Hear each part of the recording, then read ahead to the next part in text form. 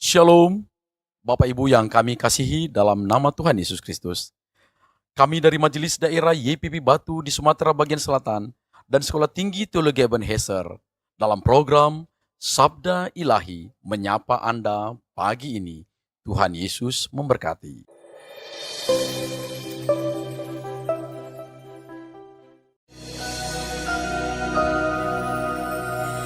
Mungkin kau pernah merasakan saat kau kehilangan hampa, tiada harapan. Hanya Yesus sumber kekuatan. Takkan sedetik pun kau Dia akan lepaskan. Setiap keluhan Dia dengarkan, dalam Yesus ada jawaban. Takkan pernah Dia biarkan kau larut dalam penyesalan. Menangis pun semua telah terjadi, yang hilang tak mungkin kembali. Hanya Tuhan yang tahu semua niat dalam hati. Harap percaya hanya padanya, tetapkan hati hanya padanya. Bersama Yesus selalu ada sukacita. Dia hapus air mata yang terluka. Shalom, selamat pagi sahabat Sabda Ilahi. Kembali lagi bersama kami MD PPI Batu Sumbaksel. Dan pada pagi yang penuh anugerah ini kita akan merenungkan kebenaran firman dari Yeremia 10 ayat 10 di bawah satu tema, Allah yang hidup dan Raja kekal. Demikianlah firman Tuhan. Tetapi Tuhan adalah Allah yang benar. Dia adalah Allah yang hidup dan Raja yang kekal. Bumi goncang karena murkanya, dan bangsa-bangsa tidak tahan akan gambarnya.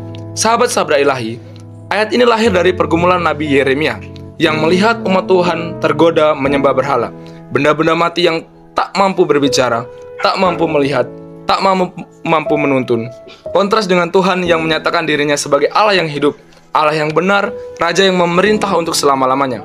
Secara eksposisi, kata Allah yang benar menegaskan bahwa karakter Allah tidak berubah, tidak goyah, tidak bisa dipalsukan.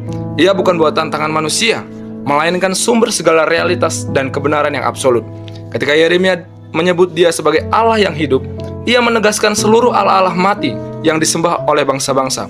Sebab hanya Tuhanlah yang bekerja, bertindak, berbicara, menopang segala sesuatu.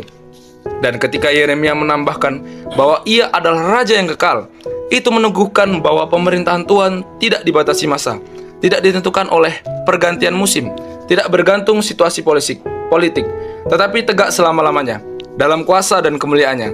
Sahabat Sabda Ilahi, dari kedalaman teks ini kita diajak masuk pada makna rohani bahwa hidup kita sering tergoda membangun berhala-berhala kecil, kekayaan kita, bahkan opini orang lain.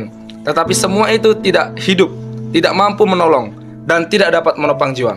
Maka panggilan firman hari ini adalah kembali kepada Allah yang hidup, bersandar pada Dia yang memerintah dengan kasih dan keadilan, serta menyerahkan seluruh bagian hidup kepada Raja yang kekal. Sebab Dia saja yang mampu memberi arah. Aplikasinya, mari kita memilih untuk hidup dalam ketaatan kepada firman-Nya, membiarkan suaranya menuntun langkah, serta menjadikan Allah sebagai pusat penyembahan dan sumber kekuatan kita setiap hari. Sahabat Sabda Ilahi, hari ini kita diajak untuk kita kembali kepada Allah yang benar.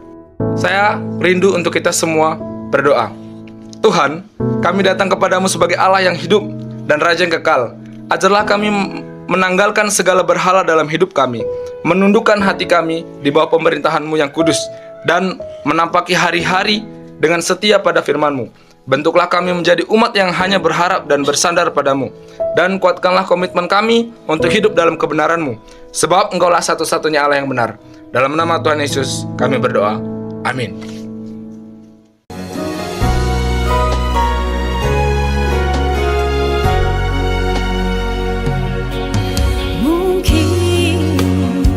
Kau pun pernah mengalami jalani hidup sendiri yang tak pasti. Hanya Yesus sumber pengharapan. mengabaikan setiap permohonan. Yang lalu biarlah berlalu, jangan pernah disesali. Ya Tuhan yang